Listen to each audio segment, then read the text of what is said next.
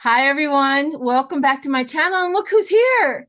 I don't know which side this is because it's mirrored. But anyways, Adam Hi everyone. from it's oh gosh, I always It's okay. It's been a while. Hello everyone. I am back. So my YouTube page is Adam Stargazing Astrology. I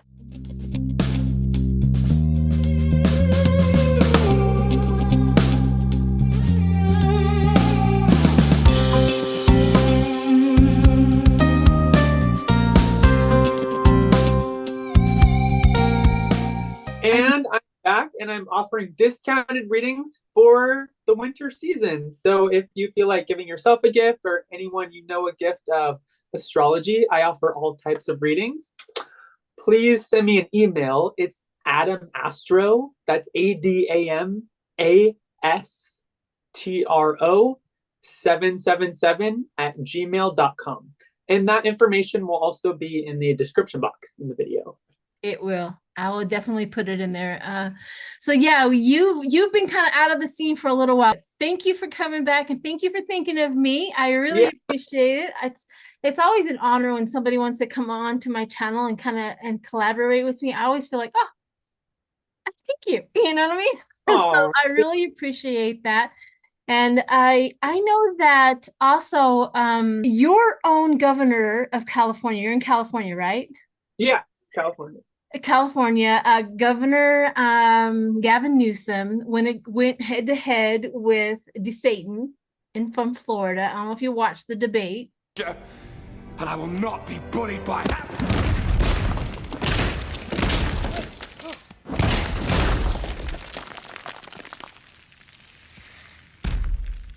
Puny God.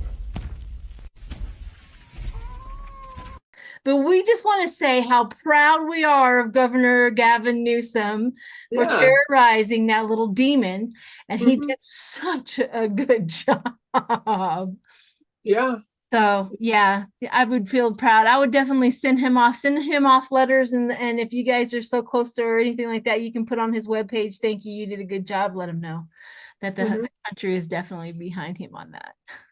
Yeah. He's a strong man. He definitely, during COVID, he definitely had a lot of strict rules, which definitely helped, keep everyone in check and keep everyone healthier. So he really cares for people, and I actually think he would make a great president So do I.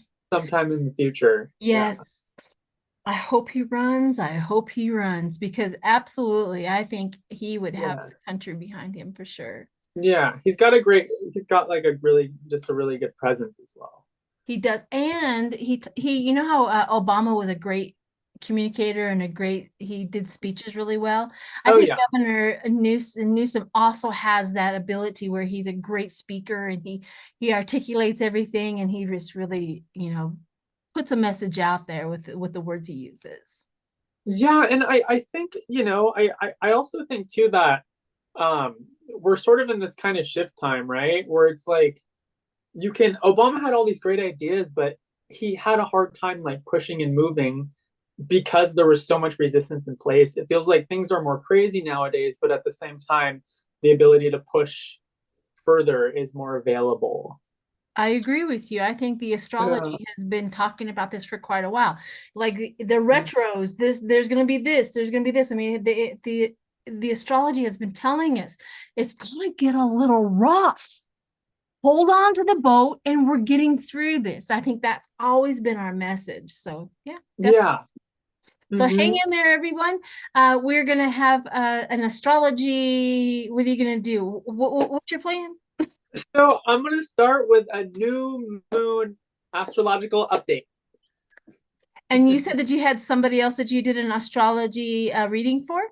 Yeah, so I have some astrological information on Elon Musk and just sort of a little like, kind of like what's going on with him and Twitter, and is he like pushing the envelope too far? Is he making certain people angry? Like kind of what's going on there.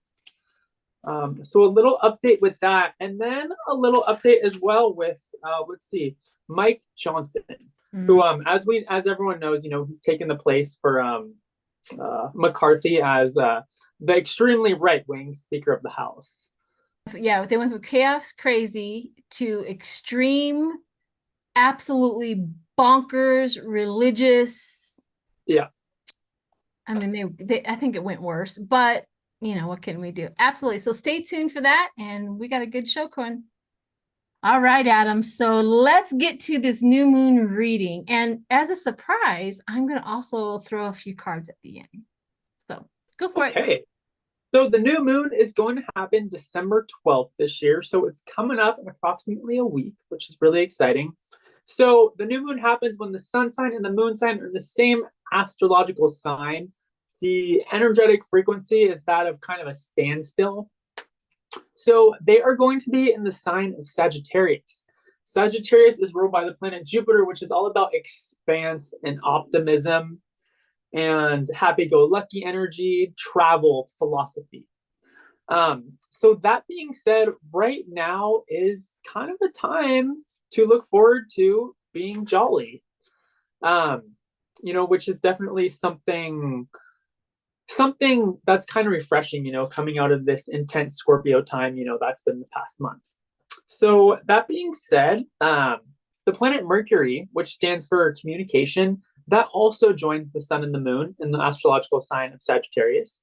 So we may be feeling joyful, optimistic, and very broad-minded during this time. Right now is actually a really good time to go out and to celebrate and to socialize. Great time for holiday parties. So, as mentioned before, the new moon is the time to plant new seeds, to plant new ideas.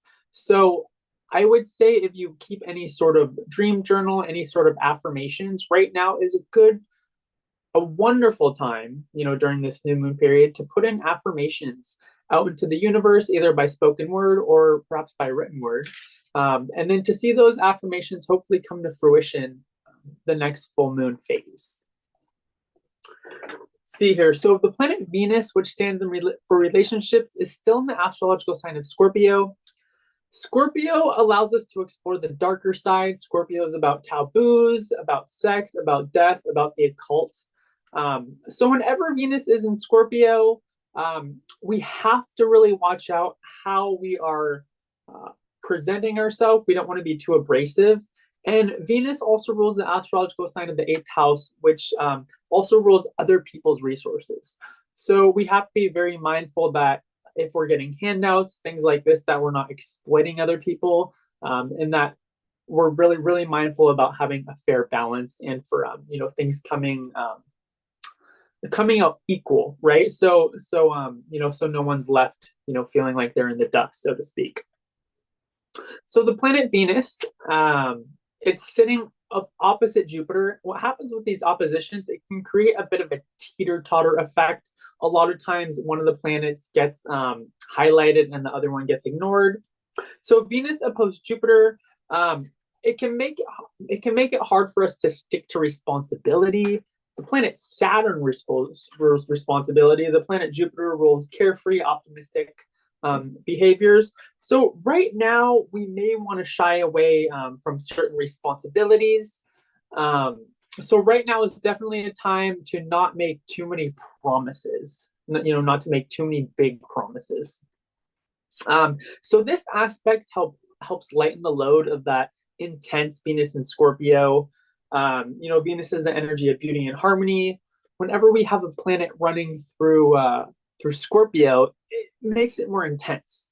So again, this aspect lightens that Venus load. Also, because it's an aspect to Jupiter, it also expands it.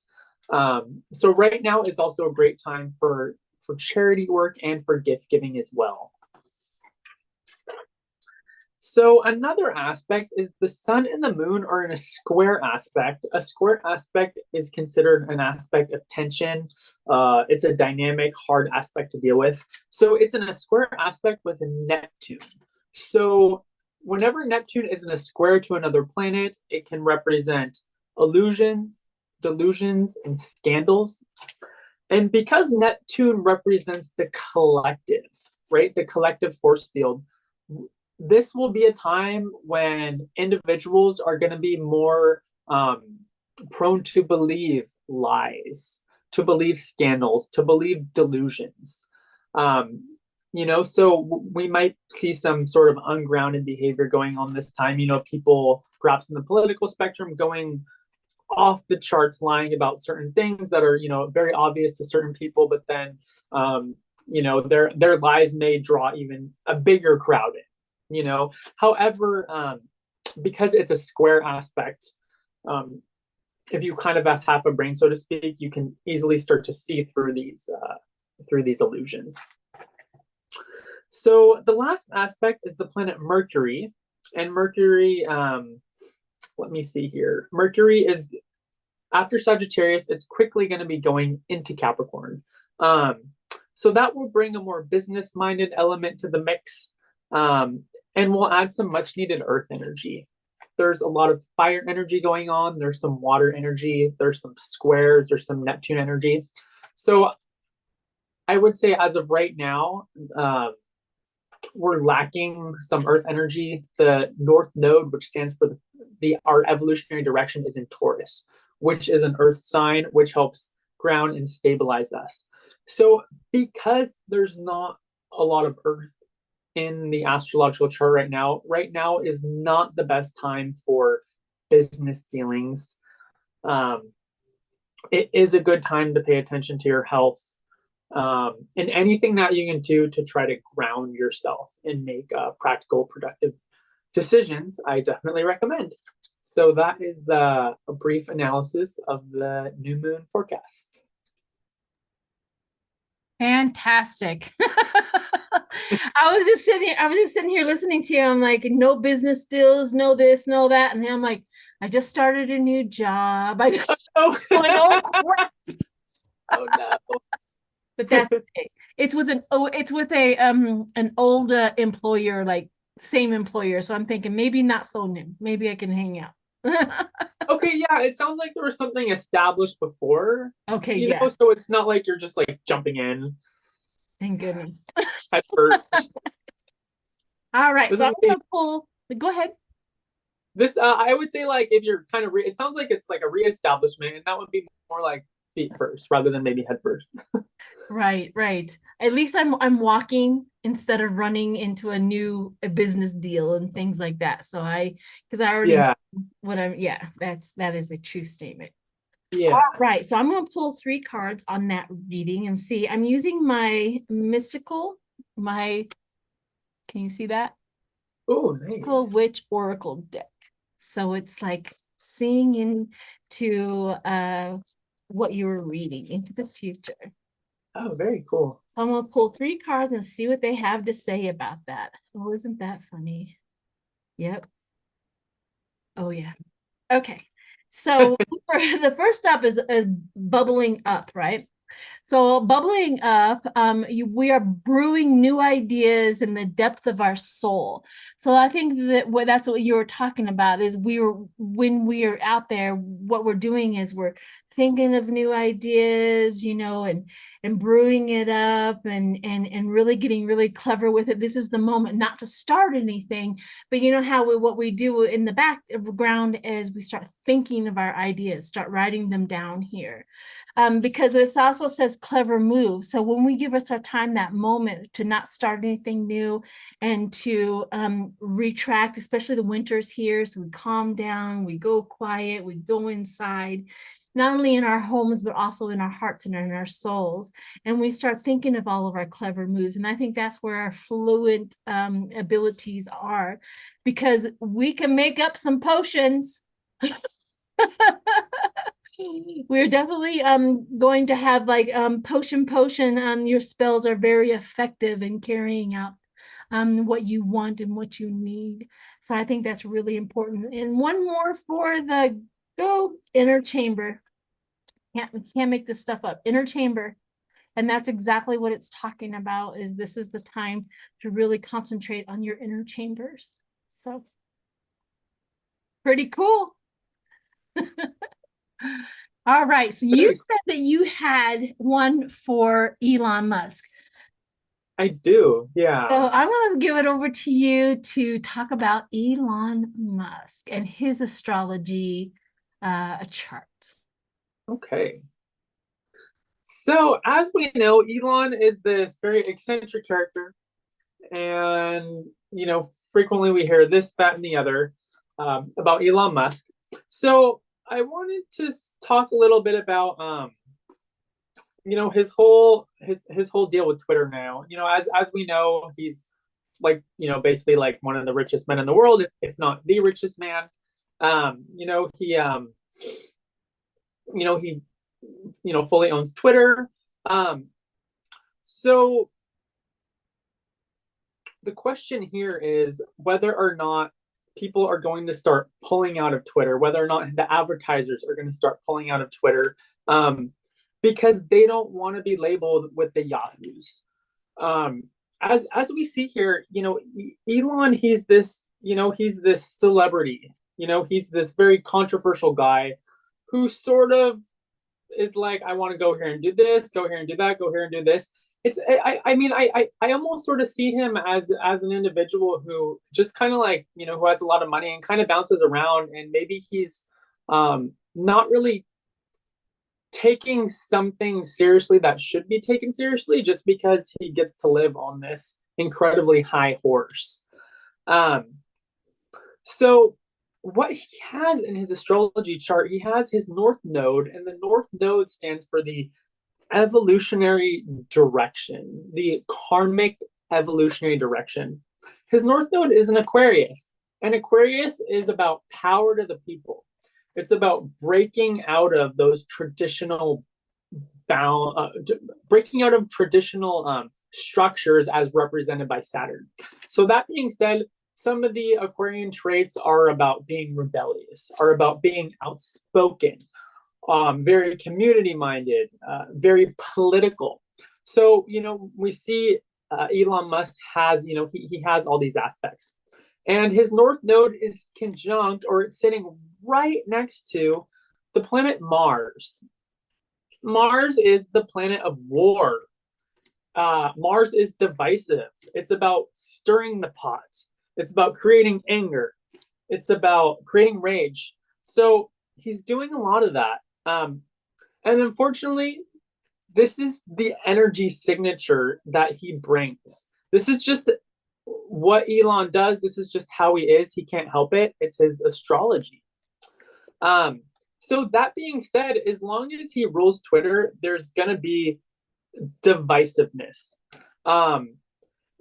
What I feel, these advertisers that, that don't want to be, mistaken as Yahoos. I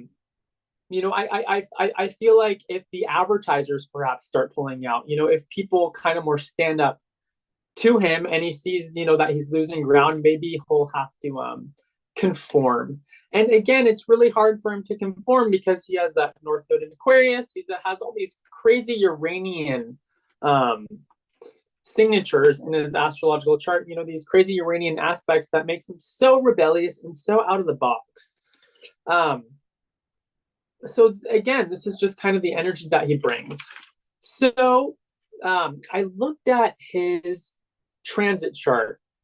So I'll tell you a little bit about this. So what he has now is he has the planet Saturn, which represents conformity, structure, status quo, having to follow the rules. He has the entry of that going into his first house. So any planet going into the first house, it's like a new introduction. It's like a new introduction to the next 12 astrological houses. It needs to go around all of the houses and basically make its way around and then integrate everything it's learned. So he's kind of like a baby now when it comes to this, just because it's going into the first house. So he's gonna get basically a lot of people are maybe coming at him from different angles, kind of forcing him to be able to budge. The first house represents Aries, and he has Saturn there, so it's going to be hard. At first, he's going to be like, no, I want to do this my way or the highway. But I have a feeling as time goes on, he's going to be forced to have to reorientate himself and to conform a little more. Another aspect he has is the planet Pluto, which represents power. That's transiting through his 12th house. The 12th house is all about one's own self undoing. So this represents some of his power structures that are no longer starting to work. Basically, you can say like a collapse of some of his power structures around him. He has the sun, which represents his vitality, transiting right next to Mars, which represents energy, sitting at the top of the astrological chart. So the top represents the noontime position, and the noontime position is the energy that is most apparent to what we see in the public view. So right now, he has the position of a fighter, of a fighting spirit, someone who's going to fight, fight, fight, fight. However, Mars moves through the astrological chart a lot quicker than Saturn or Pluto, so that fighting energy is, perhaps is going to give way and perhaps soften a little, whereas some of these structures are going to start to melt.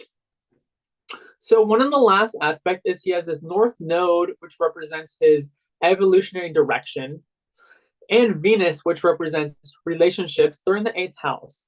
So the 8th house stands for secrets, power, transformation. A lot of times planets go through the 8th house, and it's like a stripping away of the ego structure. The 8th house, like the 12th house, is a water house, and the water stands for the emotional body, and how is emotional body faring. So right now, that being said, Venus in the 8th house. The 8th house is power, so he's definitely having power struggles with people right now. If he's smart, he'll learn through his power structures, and he'll transform, into a more evolved person, or he'll stay rebellious, right? And then end up having a bunch of people maybe not like him and lose popularity. As we go on with life, it's always kind of our choice. So yeah, that's my brief analysis on Elon Musk. That's awesome. So, Elon Musk just has this back and forth. What is he? He's an Aquarius, right? No, he has his north node, which represents one's evolutionary direction. He has that in Aquarius, right? So he's going towards those Aquarian energies, sitting next to Mars. So Mars represents our energy. So his energies are all directed towards Aquarian pursuits. And on top of that, he has a lot of Uranian aspects, and Uranus rules Aquarius. Yeah. So he has his chart, even though he's actually a sun sign Cancer, his chart is very highlighted by Uranian and Aquarian energies. Because he just keeps on getting farther and farther away from reality. I know. Like, he's the most poisonous one I've seen in a long time. When I first saw him, I thought he was a Gemini, to be honest with you. I really did. I'm like, a Gemini man? Is this him? And then I found out that he was, now I remember that he was a Cancer. But yeah, he just really starts getting really, really out there. So I'm going to throw 3 cards on that one. He's just bizarre. And he's young enough that we'll probably have to deal with him for a long time. And he's got enough money to probably live longer because he can afford all of the. I know. But well, look at that. Self-imposed right off the bat. Okay. He can do this. Self-imposed problems. He beware paralysis and analysis, right?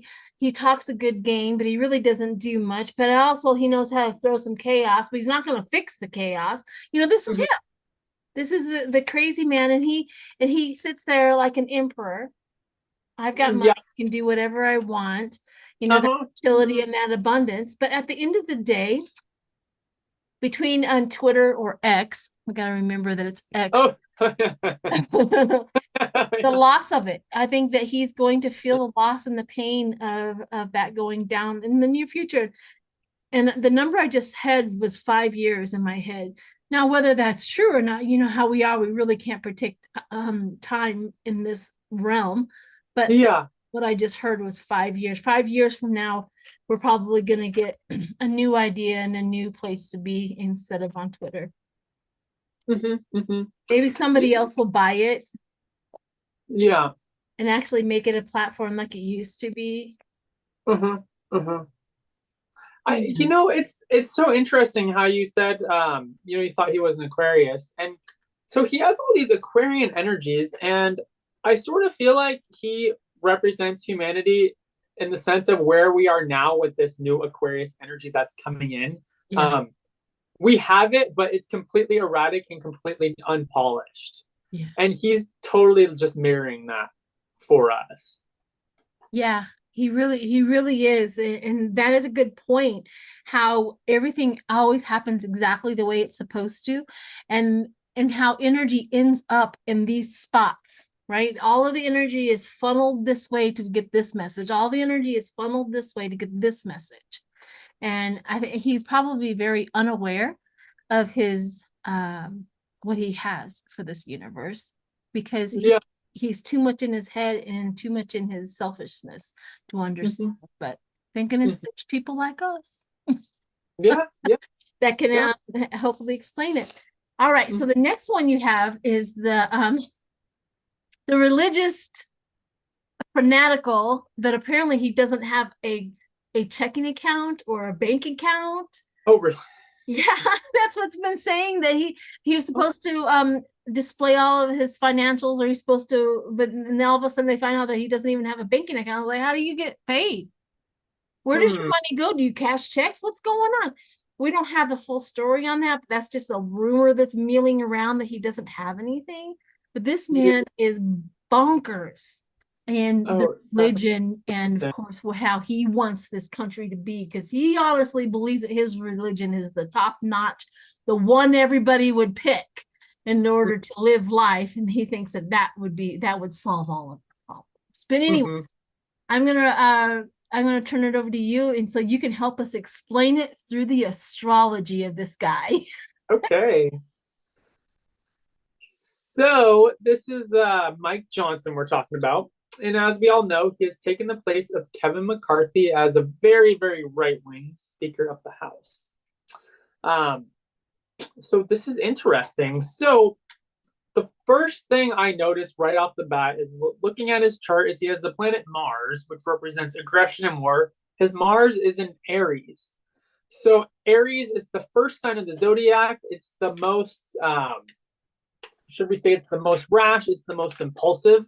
So those with the Mars and Aries, you can for sure bet that they burn out quick, right? He comes back, but then he burns out. The energy of Aries is not very sustainable in the long term. So this was the first aspect right off the bat that showed me that he's probably not going to be in this position for very, very long.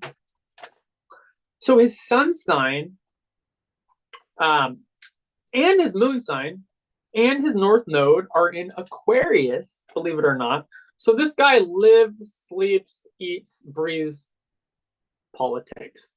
This is his life. He doesn't really think outside of that political spectrum. And believe it or not, because he has all this energy in Aquarius, you know, Aquarius can go both ways. You know, one thing that's sure about Aquarius is that Aquarius is fixed. It's of the element fixed, and fixed is all about sustaining your point of view. So once this guy has made up his mind about something, he's not going to budge. It's like trying to reason with a wall. It's just not going to happen. So um, he may see himself as somewhat, perhaps maybe progressive around the edges, you know, or trying to hold up the old status quo. He may also not be quite sure.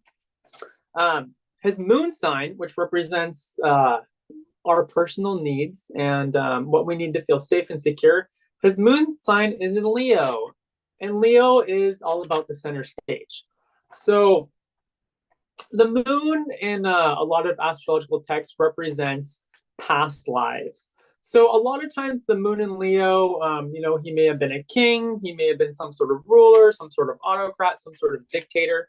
So he loves the limelight. So he is up there, and he really, you know, the bottom line is this guy's really up there to feed his ego needs.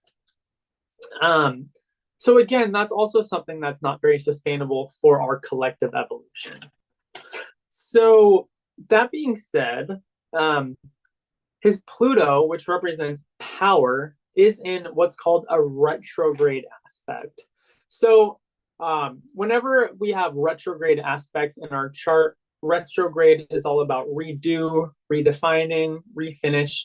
The idea of the retrograde is that there are areas in your life that you may have skipped over or abused, something along these lines, and you're here to sort of pay back that debt and to get fair with that energy so you can move on. So because Pluto is all about power, this is an individual who has abused power in the past. And unfortunately, if an individual is not very self-aware, they tend to repeat the past, right? And the past becomes the future, becomes the past. It's sort of like this ongoing cycle of like never-ending chaos. So it's very natural and very easy for him to abuse his power with that Pluto retrograde position. So some of his current transits, so these are kind of like what's going on right now. So I just picked a couple to highlight. So Venus, which represents relationships, and his South Node, which represents his past karma, are in the 8th house. So the 8th house represents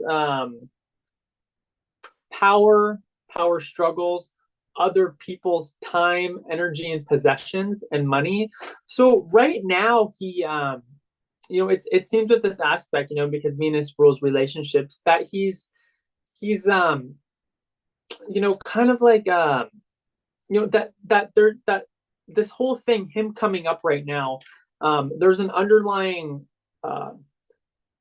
karmic thing going on here. Like this was divine timing for him to really come to terms with stuff, to really make things right, within himself.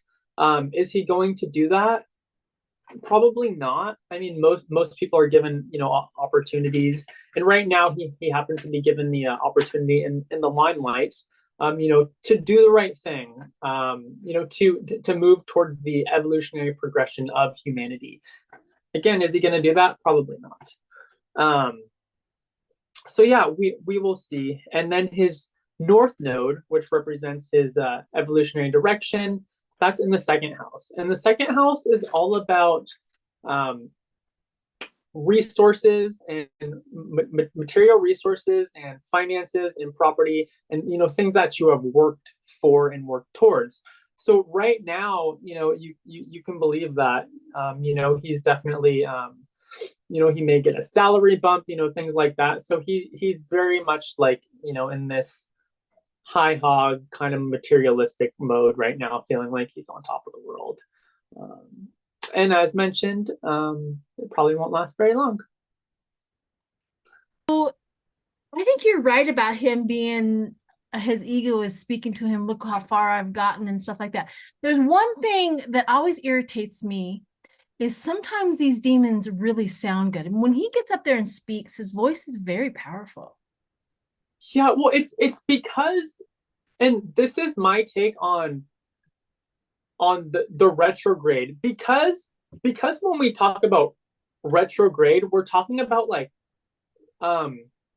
unseen forces, past lives, things that aren't so apparent to like our everyday living, right? Yeah. So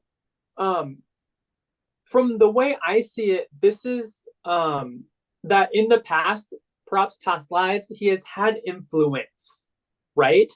And there is some sort of like karmic rebalancing that his soul needs to progress, and he's given the opportunity now to do that. And I mean, and the bottom line is like, how do we progress, right? By cleaning our act up, right? But by being honest, by going, by seeing the light, as far as like, and what is that? That's being honest, that's being fair, that's being loving, right? So I see like that this is an opportunity for him to do that. However, he's still so stuck in his ego. He feels like God has appointed him, Right. That's the grandiosis that is Yeah. in him. Is Yeah. that is the problematic about this organized religion fanatical BS that they start spewing, is that Yeah. they empower themselves. Well, God put me here, therefore I am going to do exactly what I want, because God wouldn't have put me here unless he knew that I had what he needed, right? So it's really a mess. And there's one other thing that I have noticed, that Marjorie Taylor Greene had Kevin McCarthy under her thumb. I'm pretty sure by her own feminine means that she has, but she does not have him.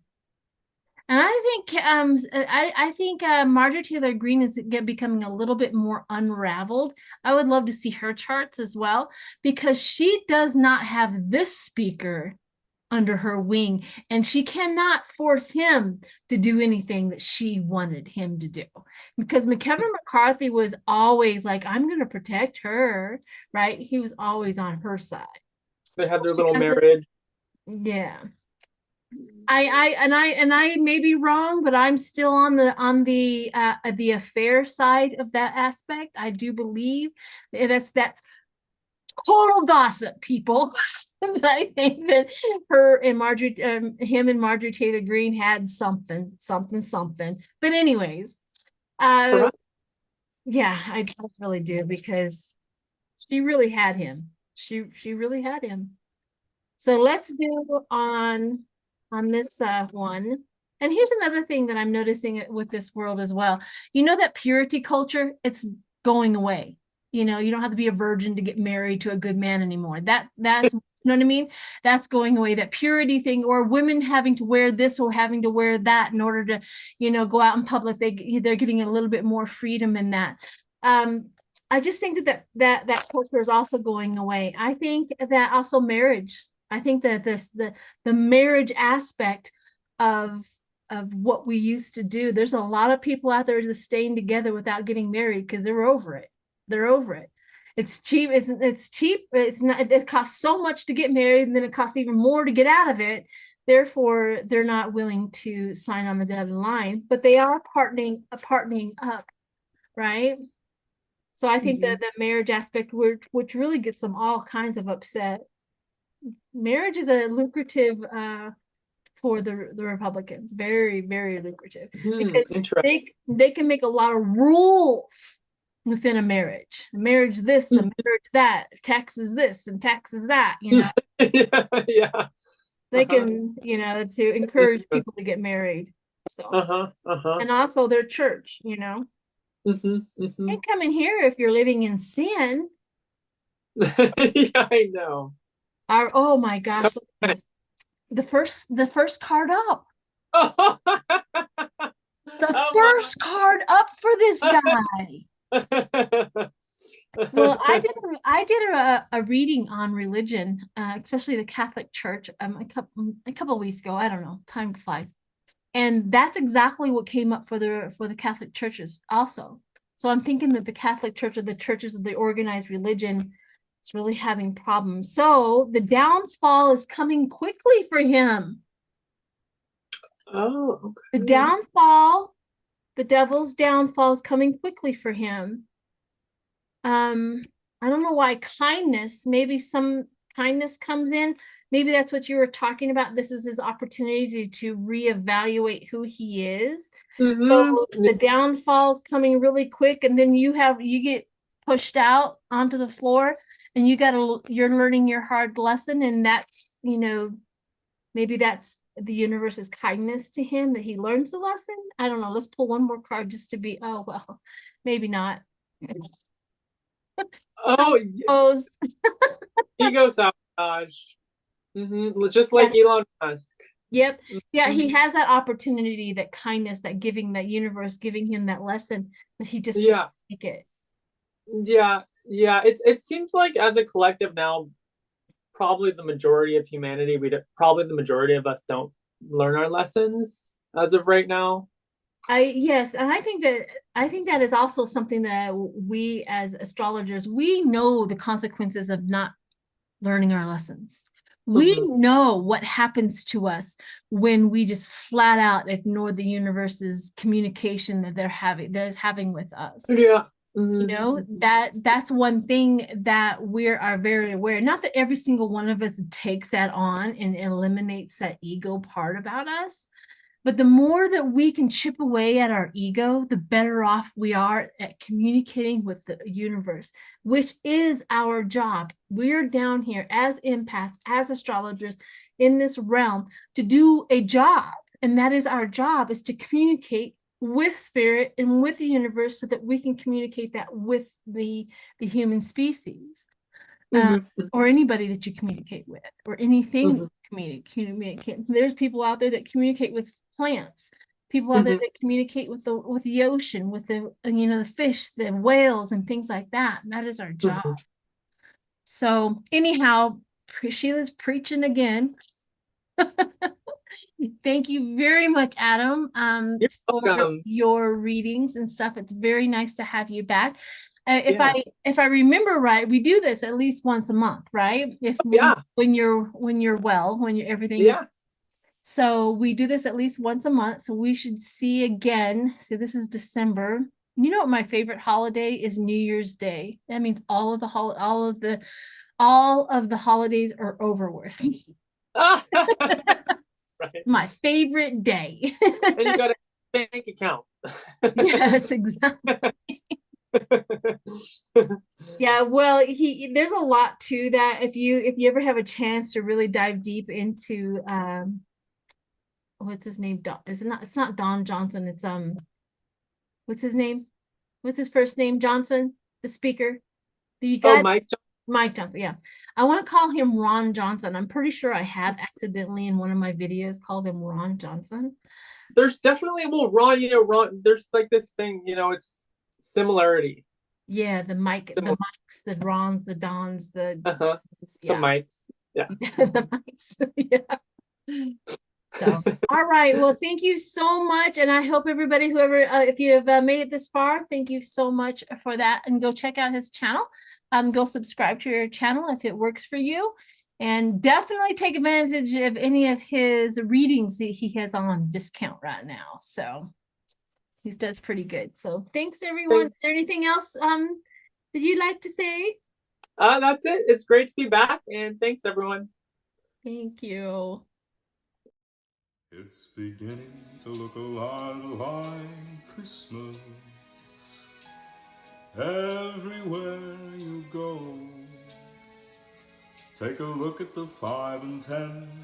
It's glistening once again with candy canes and silver lanes aglow. It's beginning to look a lot like Christmas. Toys in every store, but the prettiest sight to see is the holly that will be on your